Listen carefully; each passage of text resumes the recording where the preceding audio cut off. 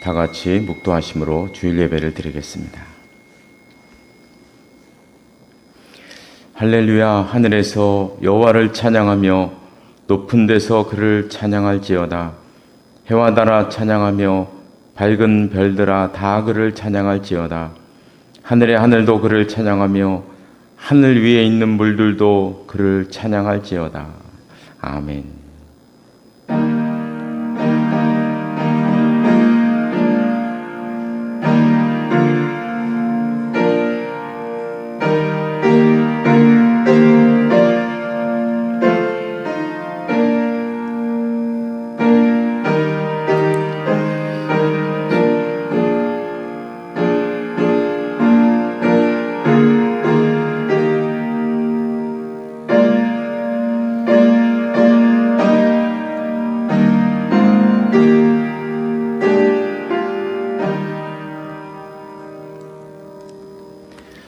모두 일어나셔서 찬송가 31장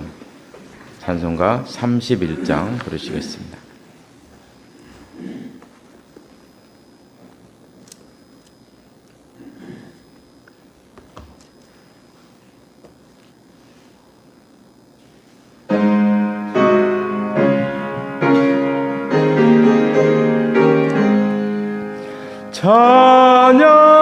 찬양하라 복되신 곳에 주 예수 백성들아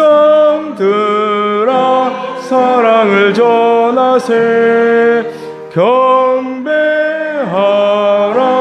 하늘의 천군과 천사 주님 앞에 영광을 돌리세 목자같이 우리를 지키시고 종일 품에 늘 안아주시니 찬양하라 높으신 권세를 찬양 영원히 드리세 찬양하라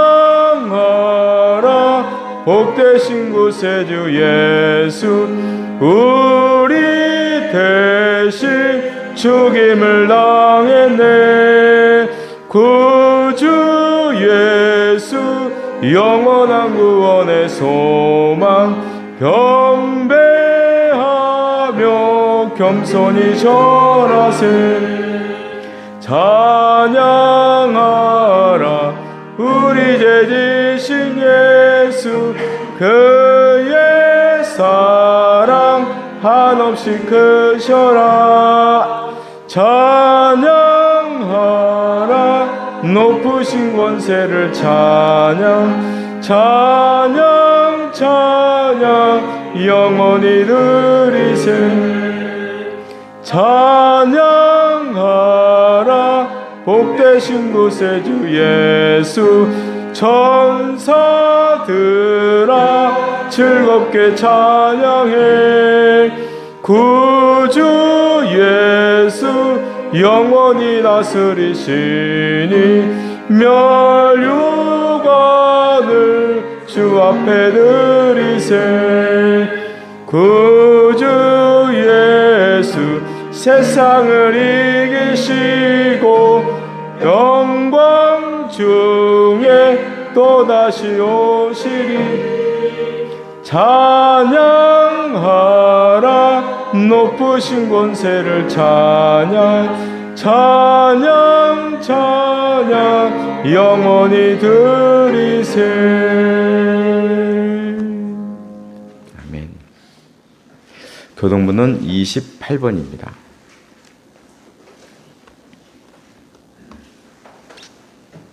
교동본 28번 시편 63편 말씀입니다. 하나님이여 주는 나의 하나님이시라 내가 간절히 주를 찾되 네 옆에서 알고 함께한 자에서 내 영혼이 주를 갈망하며 내 육체가 주를 안동하나이다. 내가 주의 권능과 영광을 보기 위하여 이와 같이 성전에서 주를 바라보았나이다. 주의 인자하심이 생명보다 나음으로 내 입술이 주를 찬양할 것이다. 이러므로 나의 평생에 주를 송축하며 주의 이름으로 말미암아 나의 손을 돌리이다. 골수와 기름진 것을 먹음과 같이 나의 영혼이 만족할 것이다. 나의 입이 기쁜 입술로 주를 찬송하되 내가 나의 침상에서 주를 기억하며 새벽에 주의 말씀을 작은 소리로 들을 때에 하오리니 주는 나의 도움이 되셨습니다. 내가 주의 날개 그늘에서 즐겁게 부르리이다. 아멘. 다 같이 사도신경으로 우리의 신앙을 고백하겠습니다. 나는 전능하신 아버지 하나님 전지의 창조주를 믿습니다. 나는 그의 유일하신 아들 우리 주 예수 그리스도를 믿습니다. 그는 성령으로 잉태되어 동정녀 마리아에게서 나시고 본디오 빌라도에게 고난을 받아 십자가에 못 박혀 죽으시고 장사된 지 사흘 만에 죽은 자 가운데서 다시 살아나셨으며 하늘에 오르시어 전능하신 아버지 하나님 우편에 앉아 계시다가 거기로부터 살아있는 자와 죽은 자를 심판하러 오십니다. 나는 성령을 믿으며 거룩한 공교회와 성도의 교제와 죄를 용서받는 것과 몸의 부활과 영생을 믿습니다. 아멘. 자리에 앉으시기 바랍니다. 함께 기도하시겠습니다. 은혜와 진리가 풍성하신 하나님 아버지, 지난 한 주간 동안도 저희들의 건강과 마음과 생각을 지켜주시고 또 믿음을 지켜주셔서 이 자리에 나올 수 있도록 인도하시니 감사를 드립니다. 지금 이 세상에는 참된 소망이 어디 있는지 알지 못하고 살아가는 세대입니다. 하나님을 믿는 저희들은 소망 없는 세상 속에서 살아가지만 세상의 소망이신 예수 그리스도의 이름을 마음에 품고 지낼 수 있도록 인도하여 주시옵소서. 이 시간 예배드리는 가운데 하나님께서 한 사람 한 사람을 기억해 주시고 혹시 여러 가지 일로 낙심과 상처로 지내고 있는 성도에 있거든 그 상처를 씻어 주셔서 평강을 회복할 수 있도록 인도하여 주시옵소서. 또 이 시간 저희들 말씀을 듣고자 합니다. 하나님의 뜻을 알고자 하는 저희들에게 말씀 가운데 깨달음 있게 하시고 위로부터 주시는 기쁨과 평강을 맛보는 귀한 은혜를 허락하여 주시옵소서. 예수님의 이름으로 기도드리옵나이다. 아멘.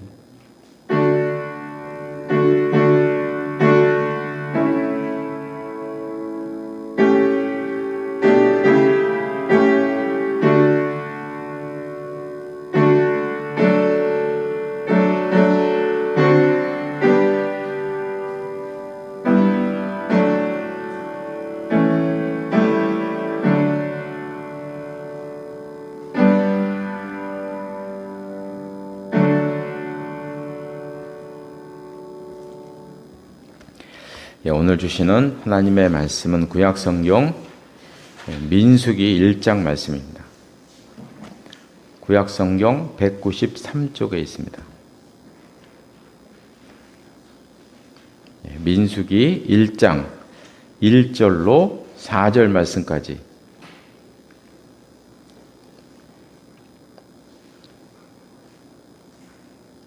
한 절씩 교독하시겠습니다. 제가 민수기 1장 1절 말씀을 읽겠습니다.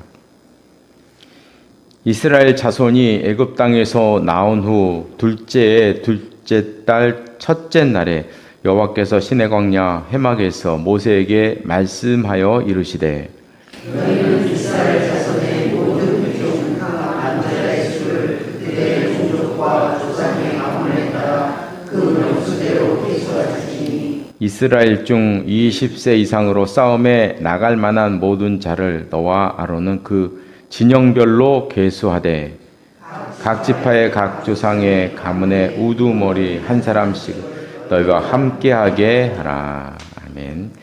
이 말씀이 하나님의 은혜가 함께 하시기를 바랍니다. 찬송가 373장 찬송가 373장 그러시겠습니다.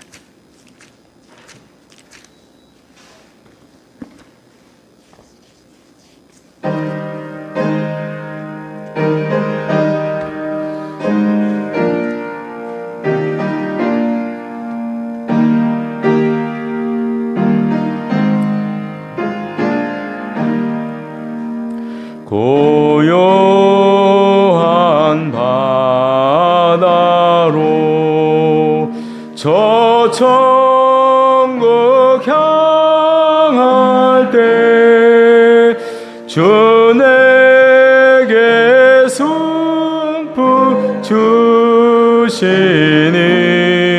참 감사합니다. 금물결이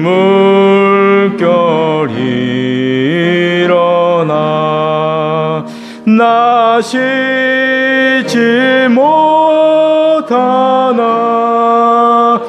이 풍랑으로 인하여 더 빨리 갑니다. 내 걱정 근심을 시없게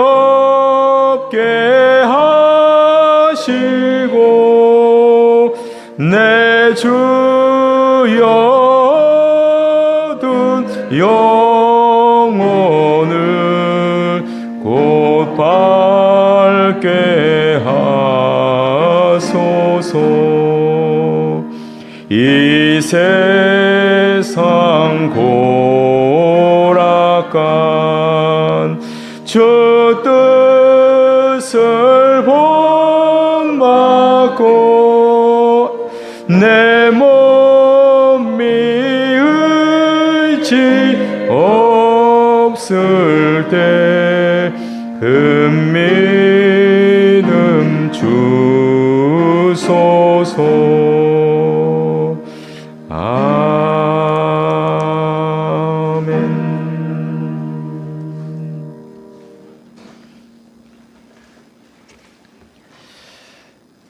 네, 우리가 여기 이스라엘의 달력을 한번 보면요, 뒤에 불을 쪽에 좀 꺼주시면, 보통 달력하고 이스라엘의 달력은 이제 다른데요. 그러면은 여기에 이제 1, 2, 3, 4 우리가 쓰는 달이 있습니다. 이름은 다른데 이 이스라엘의 그 1월은 우리의 4월인 니산월입니다. 4월, 니산월. 요걸 여기가 1월이에요. 왜 여기가 1월이라고 이렇게 얘기하냐면 이게 6월절이 니산월에 있기 때문에, 니산월에 6월절이 있기 때문에 그런 건데요. 6월절은 이제 아시는 것처럼 이스라엘 백성들이 애굽에서 나올 때 하나님께서 10번째 재앙을 내리실 때 애굽의 모든 장자들을 다 죽이시는 그런 정말 끔찍한 재앙이 내려졌잖아요. 그때 이제 이스라엘 백성들은 어린 양의 피를 받아서 문설주에 이렇게 바르면 그 죽음이 넘어가고, 또 그 사건으로 인해서 이제 나가라고 해서 이제 출애굽을 하게 됐거든요. 그게 이제 6월절입니다. 그래서 출애굽기 12장 2절에 보면 이 달을 너희에게 달의 시작 곧 해의 첫 달이 되게 해라. 그래서 6월절이 있는 그 달을 너희의 1월로 해라. 첫 달로 해라. 이렇게 하나님께서 명령하셨어요. 근데 이제 여기 보면 1월 1일은 양의 피를 취한 날이고 14일은 피를 문설주에 바른 날입니다. 그래서 14일이 6월절이 되는 거죠. 넘어간 거니까 6월절 넘어갔다. 그러니까 죽음의 사자가 넘어갔다. 6월절이 되는 거거든요. 그래서 이제 이 양의 피를 취하고 문설주를 바르는 이 사건을 이스라엘 백성의 1월로, 그러니까 이제 이스라엘이라는 나라의 건국의 해로 이제 보는 거죠. 하나님께서 세우신 그것으로 보게 되는데요. 그래서 우리가 한번 이제 출애굽의 사건을 한번 간략하게 이렇게 표를 보면 이렇게 돼요. 1년 1월 14일 날 출애굽을 했어요. 6월절 날. 1년이라서 1년 된 게 아니고 이제 첫째 해라는 얘기예요. 그 한 달 지난 다음에 광야에 도착을 했어요. 그리고 한 달 더 지난 날 이제 시내산에 비로소 도착을 하게 되었죠. 그래서 이 시내산에서 1년 동안, 2년 1월 1일이니까 1년 동안 성막을 짓고 완성을 합니다. 그런 다음에 이제 1월 14일 날 6월절을 준수하고 2월 1일 날 1차 인구조사. 요게 이제 우리가 오늘 읽었던 민수기 1장 1절. 2년 2월 1일. 2년이라 해서 2년 지났다는 얘기가 아니고 2년째 되는 2월 첫째 날. 그러니까 지금까지 보면 출애굽에서 1년 지난 거 1년. 1년 보름 지난 거죠. 1년 보름 딱. 1년 보름 만에 인구조사를 이제 하게 된 것입니다. 그렇게 이제 보시면, 간략하게 보시면, 젊은이들은 이런 성경 공부 좋아하지 않는다는데, 저는 이렇게 성경 공부를 해야 되니 어떻게 하면 좋아요, 그죠? 예. 이렇게 이제, 하는 것이에요. 그래서 오늘 보면 2절에 보니까, 이제, 인구를 조사해라, 이렇게 말씀하고 있는데, 3절에 보면, 20세 이상으로 싸움에 나갈 만한 모든 자를 계수하라. 그래서 이 인구 조사의 용도는 이제 군대 정비입니다. 군대 정비. 군사를 이렇게 배치하기 위한 정비라는 것을 우리가 오늘 본문에서 알 수가 있습니다. 그래서 인구 조사를 하기 때문에 여기만 나온 게 아니고 다음에도 또 한 번 인구 조사를 해요. 인구 조사가 두 번이나 나오니까 이 사건을 이제 봐서 이 성경의 이름을 민수기다. 백성의 숫자를 기록한 것이다. 그래서 민수기라고 이렇게 명칭을 정하고 있습니다. 근데 사실 히브리어 본문에서는 이름이 다릅니다. 민수기가 아니에요. 민수기가 아니고 광야에서라는 이름이에요. 이름이 좀씩 다릅니다. 다른데요. 여기 이제 그리스어에서 이제 창세기, 출애굽기, 레위기, 민수기, 신명기로 나온 것이고, 사실 히브리어에서는 민수기가 광야에서라는 그 이름의 명칭이에요. 광야에서. 이게 명칭이에요. 광야에서. 왜 광야에서라고 이렇게 이름이 바뀌었냐 하는 거는 이제 번역할 때 바뀐 거예요. 사실 이스라엘 백성들이 광야에서 지낸 전체 길이는 40년이거든요. 그 중에서 오늘 좀 전에 우리가 봤던 시내산에서는 1년 1개월을 보냈어요. 1년 2개월 그 정도 보냈어요. 나머지 39년은 광야에 있었던 기록이 민수기에 기록된 거예요. 그러니까 전체 40년 가운데 39년간의 기록이 민수기에 기록되어 있어요. 그러니까 우리가 민수기의 전체의 맥락의 의미를 보면 사실 이 민수기의 그 정확한 명칭은 광야에서가 맞아요. 그렇잖아요. 그죠? 광야에서가 맞는 얘기예요. 39년을 보냈으니까 광야에서. 그게 그 기록이니까 맞는 거죠. 민수기는 그 가운데 일부분의 얘기만을 이렇게 한 거죠. 근데 왜 그럼 민수기로 되느냐? 이게 번역할 때였는데 예수님이 태어나시기 전에 알렉산더가 전 세계를 이렇게 지배했을 때 헬라어가 이제 다 들어오게 됐잖아요. 세계를 지배하게 됐잖아요. 그러니까 헬라어로 구약 성경도 번역을 하게 됩니다. 근데 이 번역을 할 때 어떻게 번역을 하면 이제 내려오는 전설에 의하면 각 지파 중에 6명의 랍비를 뽑았대요. 12지파니까 72명이죠. 72명의 랍비를 뽑은 거예요. 근데 한간에는 70명이라는 얘기도 있어요.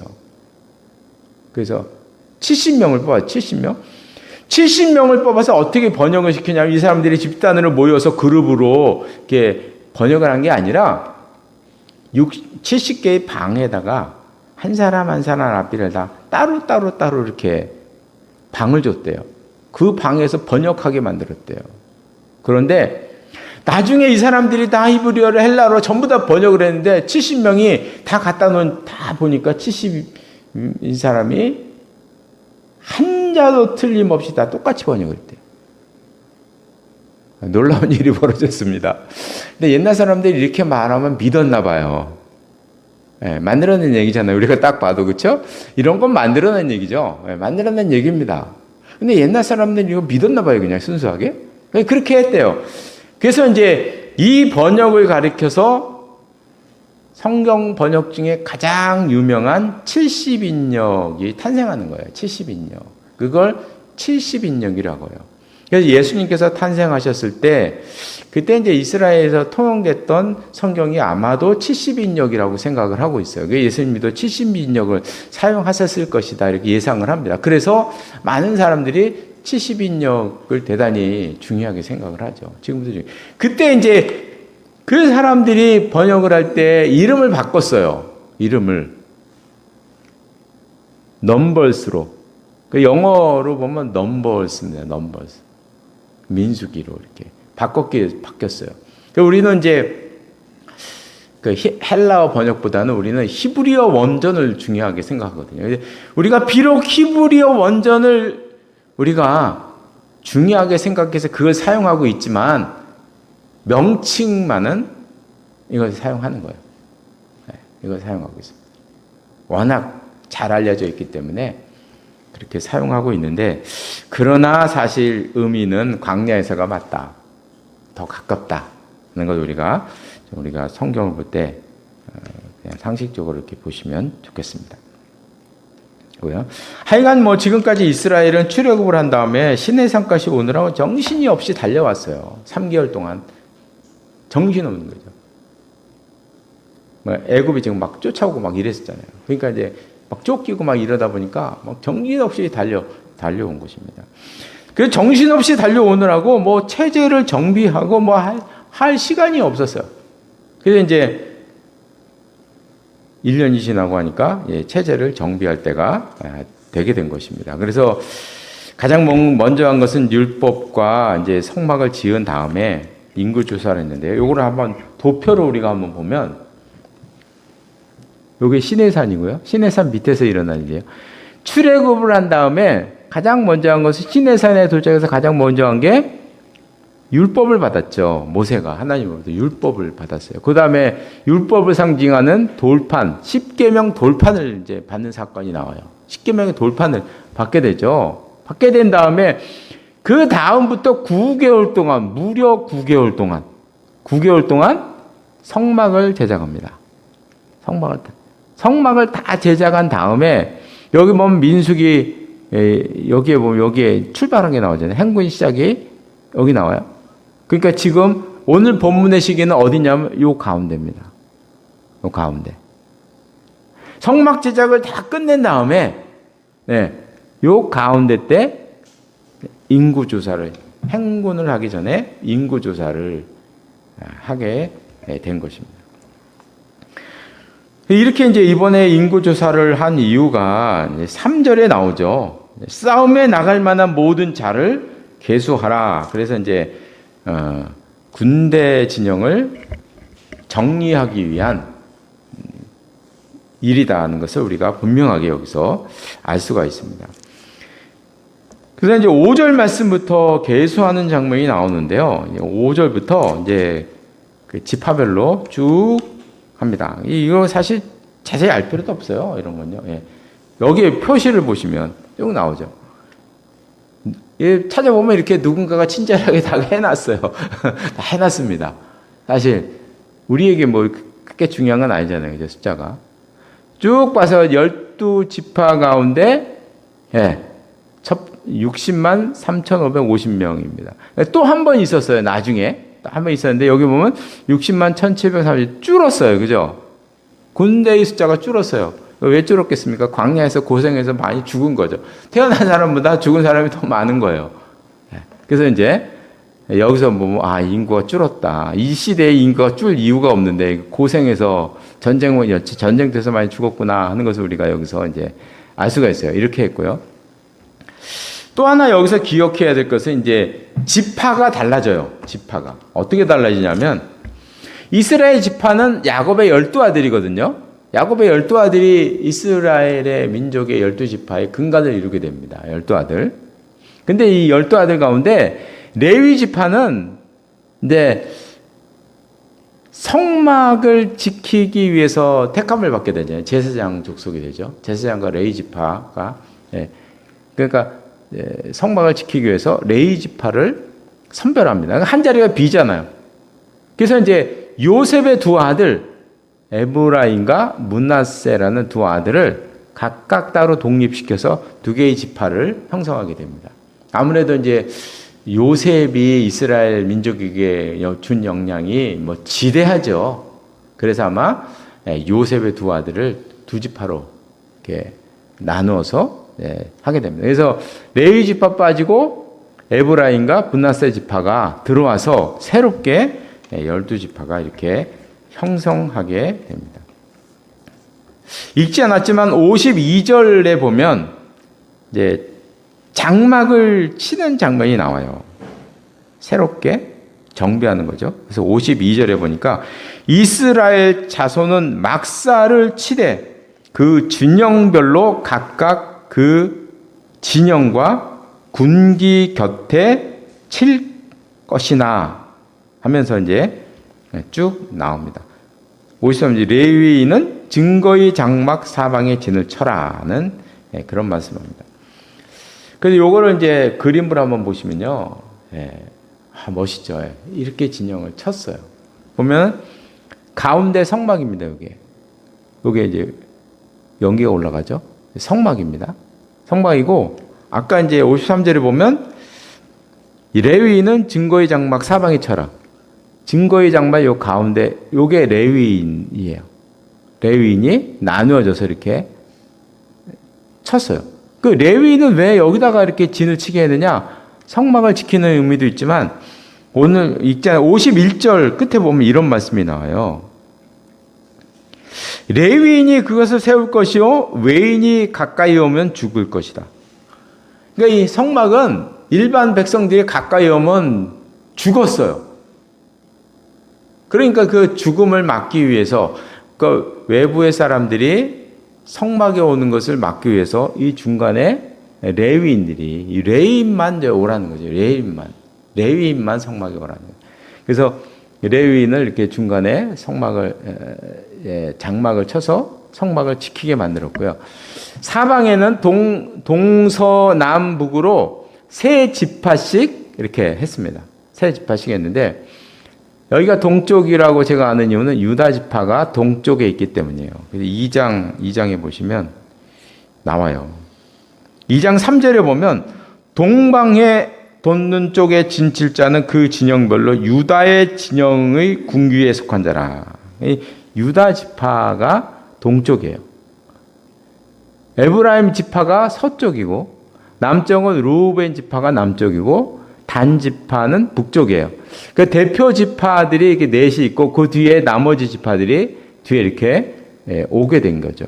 사방에서 이렇게 세 지파씩 이렇게 형성해서 전체로 봐도 직사각형이고 각각으로 봐도 이렇게 직사각형으로 짓고 그 다음에 이제 군기를 앞에다 이렇게 세우죠. 보면 이제 사방에다 군기가 세워진 것 같아요. 군기. 그래서 동서남북으로 이렇게 나눠서 군기도 세우면서 각 지파별로 나누어서 이렇게 정리하는 것을 우리가 볼 수가 있습니다. 제가 여기서 이제 은혜를 받은 것은 바로 이 이스라엘 진영의 형태예요. 이 형태를 한번 이렇게 생각을 해보면 이스라엘은 노예 민족이잖아요, 그죠? 400년 동안 그 애굽 땅에 있으면서 뭐 맨 처음 100년은 요셉이 있었을 때는 뭐 풍요하게 살았는데 그 다음부터는 핍박을 받으며 살았잖아요. 그 400년 동안 이스라엘 백성들은 어떤 전쟁도 치러본 적이 없고 노예 생활만 했는데 오합지졸이라면 오합지졸이었던 이 이스라엘이 어떻게 광야에서 이런 완벽한 진영을 칠 수 있을까? 진영을 갖출 수 있나? 아주 이게 참 재미있는 얘기죠. 그래서 우리가 이제 여기서 이 진영을 보면서 딱 떠오르는 인물이 하나가 있어요. 바로 모세입니다. 모세. 이거 모세가 친 겁니다. 모세가 친 거죠.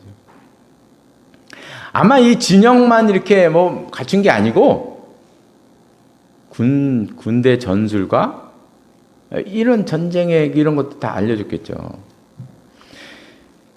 우리가 아는 대로 모세는 궁궐에서 왕자로 40년을 살았던 사람입니다. 애굽의 모든 교육을 40년을 살았으면요, 왕자로 애굽의 모든 걸 다 배운 거죠. 그 중에서 이 애굽이 가장 중요하게 생각했던 것은 군사학이었는데, 이 모세는 40년 동안 군사학을 철저히 배운 사람이었어요. 그러니까 40세까지 살았다는 걸 생각해 보면 이 모세는 실전 경험이 많았던 사람이에요. 전쟁을 직접 많이 치러본 사람이라는 거죠. 40세. 공부만 했겠습니까? 그렇죠? 40세까지? 군대 장관으로 직접 군대를 지휘하면서 전쟁을 해본 사람이라는 거예요.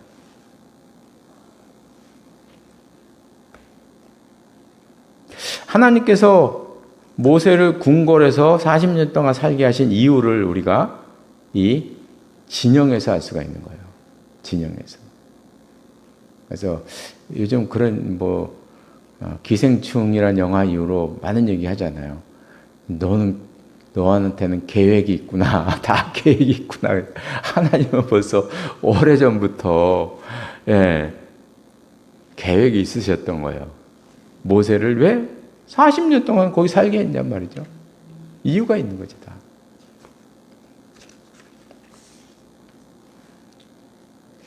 모세가 애국 군사를 죽이고 광야로 도망갔는데요. 사실 이 모세가 그때 광야로 도망간 이 사건은 왕자의 신분으로 살면서 많은 것을 배우고 경험했던 그 모든 것이 물거품이 되는 순간이었어요. 우리가 객관적으로 보면. 그리고 모세는 광야에서 또 40년을 살면서 양을 치며 살았다는 거죠. 1년, 2년 전에 양만 치면서 살았는데 왕자로서 경험했던 모든 경험과 그런 것들이 40년 동안 이거 다 사라지는 시간 아닌가요? 그렇죠? 다 사라지는 거잖아요. 광야에서 한 40년 정도 양을 치다 보면요, 그 다음에 무슨 소망이 있겠습니까? 다 사라지는 거죠. 그런데 놀랍게도 40년이 지난 다음에 그 의미가 광야에서 되살아나게 되었다. 애굽에서 나와서 광야에 도달했을 때 비로소 왕자 시절 배웠던 그 군사학이 새로운 의미를 가지면서 이스라엘 백성들을 인도하는 놀라운 일을 벌이게 되었다는 것입니다. 이제 말씀을 마치겠는데요. 제가 고등부, 중고등부도 지도를 여러 번 해봤고 청년부는 또 이제 많이 섬겨봤는데요. 진로로 고민하는 친구들 이야기를 많이 들어봤습니다. 그걸 보면 운동에서 갑자기 공부를 막 바꿔야 되고요. 그런 진로도 있고, 어떤 애는 고등학교 2학년 말에 성악을 하겠다고 그러는, 고민하면서 얘기하는 친구도, 그 친구가 이렇게 안 잊어먹어요. 고등학교 2학년 말이 됐는데 성악을 하겠다고. 그렇게 이제 저한테 와서 이제 상담하는 그 친구도 있었고, 대학을 갔는데 그 학과가 산에 올라갔는데 여기가 아닌가 벼가 된 거예요. 대학을 갔는데 그 학과에 갔는데 여기가 아닌가 봐, 이게 되는 거죠. 이렇게 되면 얼마나 힘들겠어요, 청년들이. 많이 힘든 거죠. 많이 힘든 거죠. 새로운 것을 하려 하면 지금까지 했던 것을 포기해야 되는데 이 결정하기가 대단히 어려운 것입니다. 그래서 저는 제가 무슨 어떤 지침을 내릴 수가 있겠습니까? 그냥 이야기 들어주고 이런 얘기를 해주죠. 지금까지 했던 것은 헛된 것이 아니다. 언젠가는 그게 빛을 발할 것이다. 제가 이제 이런 말을 하면 괜히 위로하는 게 아니고, 모세를 생각하면서 얘기하는 겁니다. 모세를 보세요. 그렇잖아요. 40년 동안 왕자 생활을 했던 그런 것들이 40년 광야에서 양치면서 다 잊어버린 줄 알았는데, 나중에 40년이 지난 다음에 그 하나님의 뜻을 발견하게 되잖아요. 그죠? 빛을 발하게 되잖아요. 이런 것처럼 우리가 살면서 가끔 진로를 바꿔야 할 때가 있지만, 그러나 지금까지의 경험은 헛되지 않을 것이다. 지금까지 공부한 것은 헛되지 않을 것이다. 하나님께서 우리와 함께 하시기에 언젠가는 그것은 우리에게 쓰임을 받을 것이고, 그것이 나의 삶에서 중요한 도구가 될 것이다 하는 것이죠. 그래서 이 모세의 경험을 통해서 이런 하나님의 은혜를 깨닫게 됩니다.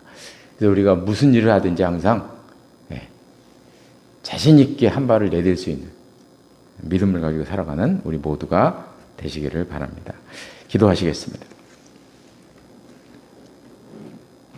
하나님 아버지, 모세가 광야에서 양을 치면서 목동으로 40년을 살았는데, 그 날리는 먼지를 받아가면서 40년 동안 살면서 자기가 40년 동안 왕자로서의 배웠던 그 모든 것들이 다 무의미해지고 다 안개처럼 사라져버릴 줄 알았는데, 바로 이 광야에서 40년 동안 배웠던 그 놀라운 학문과 배움이 빛을 발하는 놀라운 순간을 저희들이 오늘 말씀 가운데서 볼 수가 있었습니다. 하나님 아버지, 우리의 삶에서 정말 예기치 못하게 우리의 인생이 방향이 바뀌어지고 예기치 못한 일로 인해서 우리가 다른 길로 가야 할 때가 많이 있는 것을 알게 됩니다. 그러나 하나님께서는 그 이전에 우리가 살았던 모든 경험을 헛되게 여기지 않으시고 우리 인생의 밑거름이 되며 언젠가는 그의 쓰임받는다는 놀라운 사실을 기억할 수 있도록 인도하여 주시옵소서. 그래서 우리가 인생길에서 새로운 발걸음을 내디딜 때 하나님께서 우리와 함께 하심을 우리가 믿게 하시고 그 믿음으로 내디디며 살아가는 저희들의 삶이 될 수 있도록 늘 함께 하시고 인도하여 주시옵소서. 예수님의 이름으로 기도드리옵나이다. 아멘. 모두 일어나셔서 찬송가 528장 부르시겠습니다.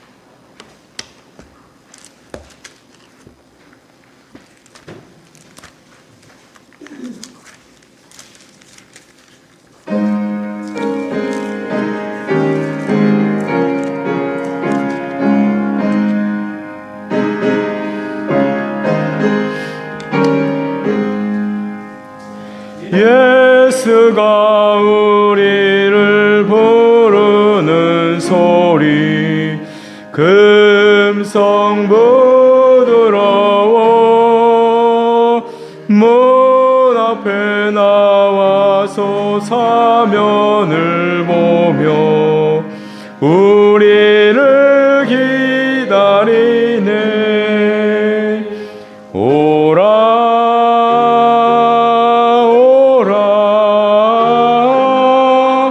방황치 말고 오라. 죄 있는 자들아 이리로 오라. 주 예수 앞에 오라. 간절히 오라고 부르실 때에 우리는 지체하랴. 주님의 은혜를 왜 아니 받고 못 들은 채 하려나. 오라 오라 방황치 말고 오라.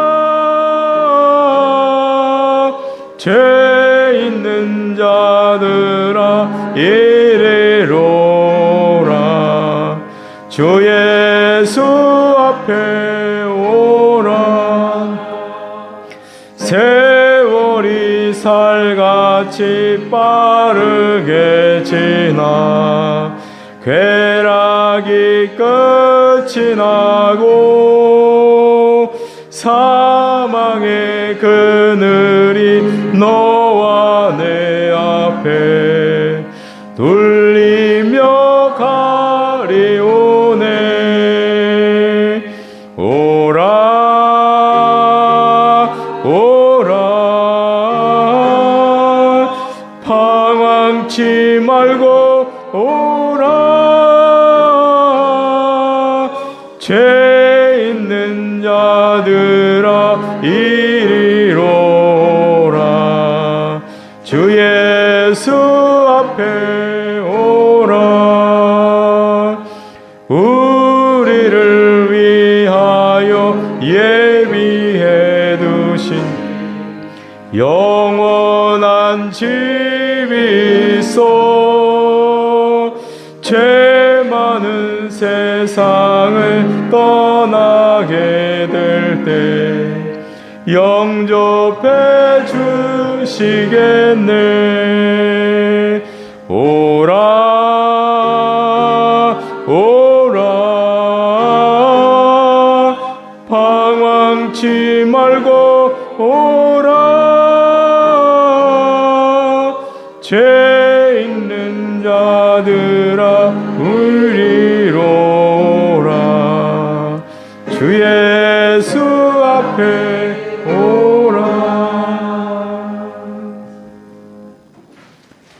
기도하시겠습니다.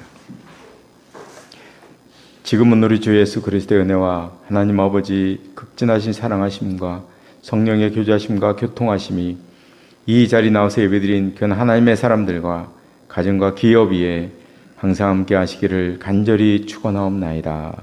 아멘.